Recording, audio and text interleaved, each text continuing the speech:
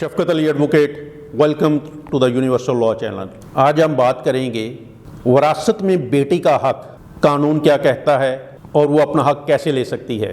क्या आपके घर में कोई बेटी है, कोई बहन या कोई ऐसी औरत जिसके बाप का इंतकाल हुआ और इसे कुछ नहीं मिला?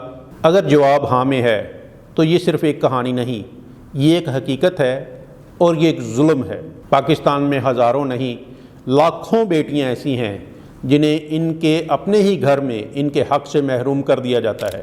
भाई कहते हैं इसने माफ़ कर दिया, ख़ानदान कहता है ये हमारी रवायत है, लेकिन कानून कहता है ये सब गलत है। इस्लाम क्या कहता है? अगर एक बेटी हो तो इसे आधी जायदाद मिलती है, अगर दो या ज़्यादा हों तो 2/3, और अगर बेटा भी हो तो बेटे को दोगुना मिलता है। ये कोई राय नहीं, ये अल्लाह का हुक्म है।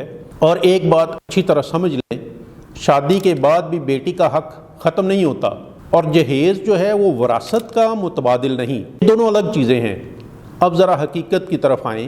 बेटियों से हक कैसे छीना जाता है? कभी बाप की ज़िंदगी में ज़मीन चुपके से भाई के नाम कर दी जाती है, कभी जाली दस्तखत करके दस्तबरदारी जो है वो लिख ली जाती है, ये लिखवा ली जाती है, और कभी सिर्फ़ एक जुमला काफ़ी होता है कि अगर तुमने हक मांगा तो रिश्ता ख़त्म हो जाएगा, और बेटी रिश्ता बचाने के लिए बेचारी अपना हक छोड़ देती है। लेकिन याद रखें, दबाव में दी गई माफ़ी कानूनी माफ़ी नहीं होती। आप इसे अदालत में चैलेंज कर सकती हैं।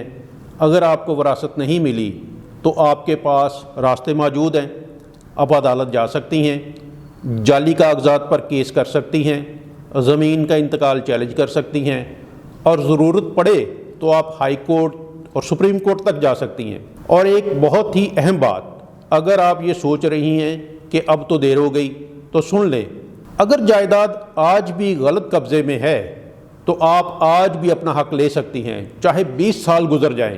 क्योंकि मेन चीज़ है कि जब एक चीज़ की बुनियाद ही गलत है तो उसके ऊपर जितना भी स्ट्रक्चर आप खड़ा कर लें वो सारा ही गलत है। चाहे ज़मीन जो है 2-4 हाथों में बिक भी गई हो, फिर भी आप अपना हक ले सकती हैं अगर आप ये साबित करने में कामयाब हो जाएं कि ये जितनी ट्रांजैक्शंस हुई हैं ये आपने नहीं की, आपके से नहीं हुई या आपकी इजाज़त के बगैर नहीं हुई, तो आप अपना हक ले सकती हैं। अब सवाल ये है कि आप क्या करें, खामोश रहे या हक लें? सबसे पहले तो किसी एक आप अच्छे वकील से बात करें, अपनी दस्तावेज़ात जमा करें, ज़मीन का रिकॉर्ड चेक करें, पटवारी से रिकॉर्ड चेक करें, दस्तावेज़ात लें, और अगर जुल्म हुआ है तो इसके ख़िलाफ़ खड़ी हो जाएं।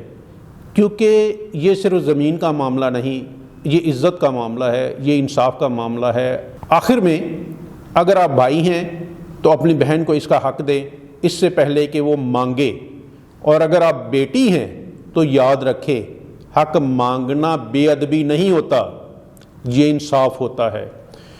और आप अकेली नहीं, कानून आपके साथ है, इस्लामी कानून भी और हमारा दुनियावी कानून भी आपके साथ खड़ा है।